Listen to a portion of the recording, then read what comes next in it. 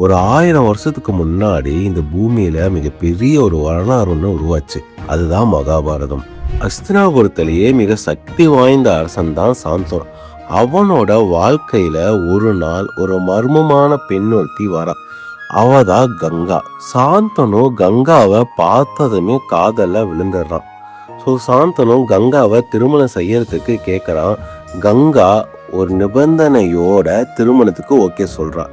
என்ன எந்த ஒரு கேள்வியும் கேட்க கூடாது. அதுதான் கங்காவோட நிபந்தனை. திருமணத்துக்கு பிறகு ஒரு குழந்தை ஒன்று பிறக்குது. ஆனா கங்கா அந்த குழந்தைய ஆத்துல தூக்கி வீசிடுறா. ஸோ அடுத்த வருடமும் திரும்பவும் ஒரு குழந்தை பிறக்குது. அந்த குழந்தையுமே கங்கா ஆத்துல வீசிடுறா. இந்த மாதிரி தொடர்ந்து நடந்துகிட்டே வருது. கங்கா எதுக்கு அவளுக்கு பிறக்கிற குழந்தைய ஆத்துல தூக்கி வீசிடுறா?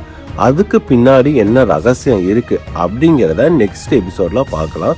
ஸோ தொடர்ந்து இந்த மாதிரி கதைகளை கேட்க என்னோட சேனலை சப்ஸ்கிரைப் பண்ணுங்க.